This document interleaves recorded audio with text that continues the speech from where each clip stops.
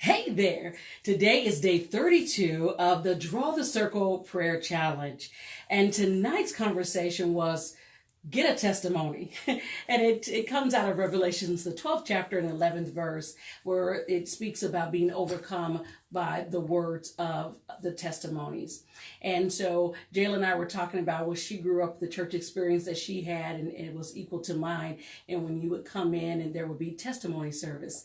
And so you would have someone stand up and it was this repetitive conversation of saying, good, giving honor to God, who's the head of my life, and, unto the pastor and all those who grace the rostrum. And then they would go into giving honor to who all honor is due. It was just this whole repetitive, I'm blessed and highly favored, just all of, the Christian jargon that goes along with the testimony. And so it doesn't come as a surprise that in a lot of services, the testimony service was removed because of lack of discipline and some of the statements that people would make when they would get up, and sprinkled throughout Facebook and social media, you'll see what can happen when someone is given the opportunity to have the mic.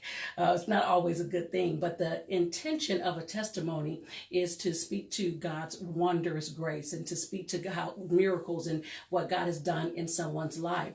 It talked about the fact that a secondhand account, even if it's from someone who is very specific and detail oriented, it's not as good as the first account of that direct person who was able to be the immediate witness of the experience. Jayla talked about that in her study in law, that, that first person witness experience and how it's valued greater than the secondhand conversation, or if there's a distance between when it happened and when the experience is being shared. And so it also gave the example of the Samaritan woman at the well, and how she experienced God. He was waiting for her. And so once she experienced him, she went off and she began to tell her, that's right, testimony.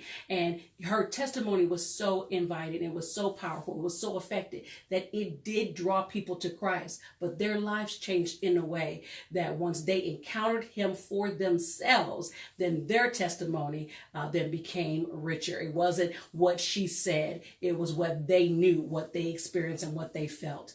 And so as we consider the testimonies that we have in our life, the things that God is performing and the things that he has done in your life, understanding that those experiences just stand to increase your faith. And so as you're spending time with others, reach out to them and ask them, what has God done for you lately? Ask them their testimony that will come as an encouragement to you.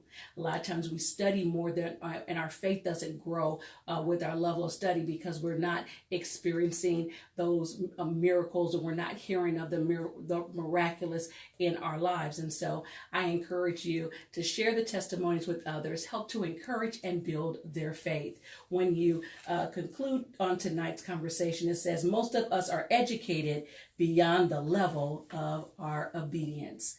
And so hearing the words of God, hearing the miracles that he's performing on today, serve as a way to build your faith as you hear the testimonies and you experience a testimony for yourself. So I look forward to connecting with you on tomorrow, our day 33 of the Draw the Circle Prayer Challenge.